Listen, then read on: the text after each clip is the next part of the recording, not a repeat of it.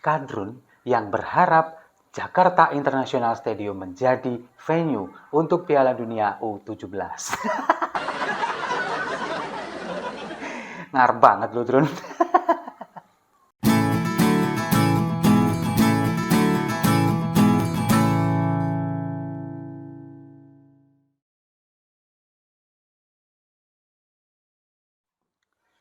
Salam damai untuk Indonesia, berjumpa lagi bersama saya, Papa Dimas.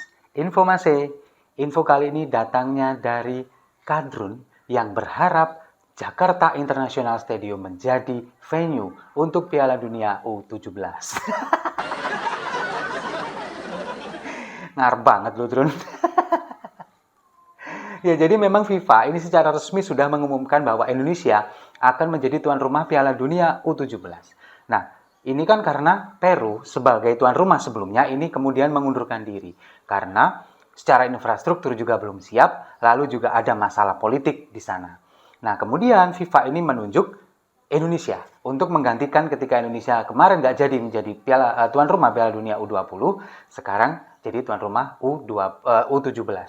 Nah, ini pesertanya kan ada 24 negara.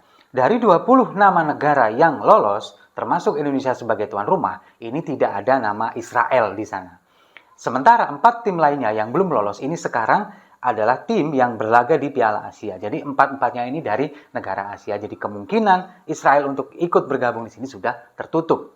Jadi aman, nggak bakal ada keributan lagi, nggak ada kericuhan lagi, dan nggak ada yang bakal nyala-nyalain PDIP dan Ganjar Pranowo lagi. Nah, kemudian setelah ini semuanya clear, Indonesia resmi menjadi tuan rumah, masih ada lagi kendala ketika jadwal Piala Dunia ini harus bentrok dengan konser Coldplay. Karena Piala Dunia ini kan akan digelar pada tanggal 10 November sampai 2 Desember. Sementara konser Coldplay yang akan digelar di Stadion Utama Gelora Bung Karno ini tanggal 15 November. Tapi secara rangkaian acara venue dari Stadion Gelora Bung Karno ini dipakai mulai dari tanggal 5 November sampai tanggal 17 November. Nah, ini kemungkinan pembukaan Piala Dunia tidak bisa dilaksanakan di Stadion Utama Gelora Bung Karno. Makanya sekarang PSSI, kemudian juga promotor dari konser Coldplay ini sedang mencari formula, duduk bersama bagaimana untuk mencari solusi dari ini semua. Karena kedua event ini memang sangat penting untuk Indonesia dari segi olahraga. Kita menjadi tuan rumah Piala Dunia. Sementara perhelatan konser musik Coldplay, band papan atas dunia, ini juga penting demi untuk mencuatkan nama Indonesia di dunia internasional. Kalau misalkan salah satu saja ini gagal, sementara satunya sukses, nggak akan ada artinya. Jadi kita semua berharap bahwa dua-duanya ini akan berjalan seiringan. Nah, ada beberapa opsi untuk menggelar pembukaan Piala Dunia U17 yang akan dilaksanakan di Indonesia. Kemungkinan kalau misalkan kita melihat dari kapasitas, kemudian juga kualitas stadion ini, ada dua pilihan. Ada di Gelora Bung Tomo, Surabaya, kemudian ada di Stadion Manahan yang ada di Solo. Nah, ini masih digodok. Tapi PSSI ini sangat menginginkan bahwa pembukaan ada di Stadion Gelora Bung Karno. Karena ya memang stadion ini adalah stadion yang sangat melegenda, kemudian kapasitasnya juga sangat besar, kemudian ini adalah ikon dari Indonesia yang ada di Jakarta. Tapi ini memang masih mencari solusi antara PSSI kemudian juga promotor dari konser Coldplay. Nah, di sela-sela PSSI dan promotor ini mencari solusi, kemudian mencuat usulan dari gerombolan para kadrun yang ingin menggunakan Jakarta International Stadium. Ketika berita ini kemudian dicuitkan di akun Twitter Extra Time Indonesia, jadwalnya bentrok antara pembukaan Piala Dunia dengan konser Coldplay, di kolom komentar ini dibanjiri oleh akun-akun yang berbau-bau aroma kadal. bukan, beraroma kadrun. Mereka kemudian mengusulkan bagaimana kalau digunakan JIS saja. Emangnya kenapa dengan JIS? Kenapa kok tidak memilih JIS? Itulah kira-kira yang mereka cuitkan, mereka komentari bahwa mereka mengusulkan Jakarta International Stadium.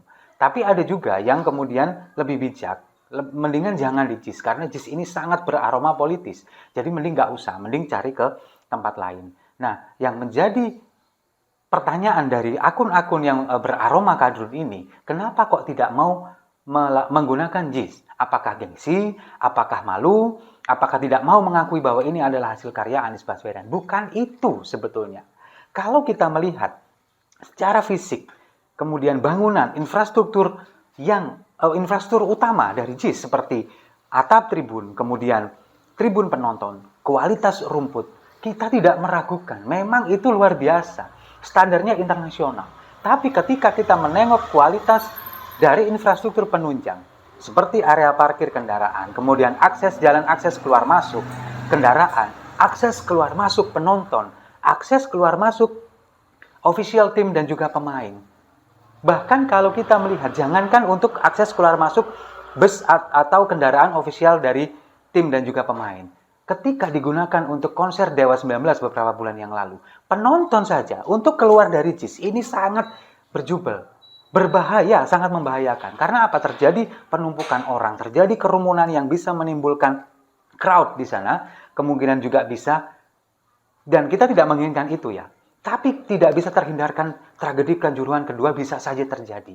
Apalagi kalau kita melihat supporter-supporter dari luar negeri, dari negara-negara Eropa dan negara Amerika Latin. Mereka yang benar-benar fanatik mendukung kesebelasan dari negara mereka. Apa yang terjadi kalau misalkan ini terjadi di JIS? Konser Dewa 19 saja ini seperti itu. Bahkan dari pengakuan beberapa netizen yang ada di konser Dewa 19, bahkan juga dokumentasikan dalam bentuk video beberapa bulan yang lalu, kita bisa melihat di sana bagaimana aksesnya ini sangat susah, bagaimana kemudian akses keluar masuknya yang sangat sempit, itu yang menjadi kendala. Meskipun sekarang akses transportasi menuju ke sana sudah diperbaiki, sudah disediakan MRT, kemudian Transjakarta, tapi untuk menuju ke lokasi JIS-nya ini yang menjadi masalah. Ketika orang kemudian mengatakan bahwa stadion internasional dimanapun sekarang sudah tidak ada tempat parkir, karena mereka menggunakan transportasi massal, transportasi publik.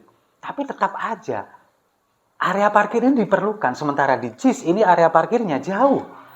Itu yang berdasarkan pengakuan dari para penonton konser Dewa 19 beberapa bulan yang lalu. Nah, itulah yang kemudian mungkin yang tidak bisa menjadi pertimbangan oleh FIFA. Karena FIFA menganggap bahwa stadion JIS ini tidak standar internasional, tidak standar FIFA. Karena apa ya? Karena aksesnya ini.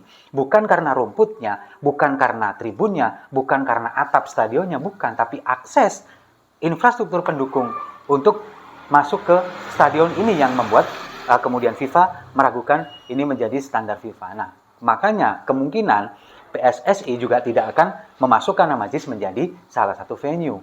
Mereka lebih memilih seperti Stadion Manahan, Solo, kemudian Stadion Gelora Bung Tomo yang ada di Surabaya, Stadion Jakabaring yang ada di Palembang, kemudian juga Gelora Bandung Lautan Api, itu masih lebih, meskipun beberapa stadion ini kualitas rumputnya tidak sebagus JIS, tapi akses keluar masuk kemudian menuju ke area ini sudah sangat memadai dan standar internasional, standar FIFA. Itulah yang kemudian mungkin membuat para kadrun menjadi meriang, menjadi kepanasan, ngamuk-ngamuk, nggak jelas.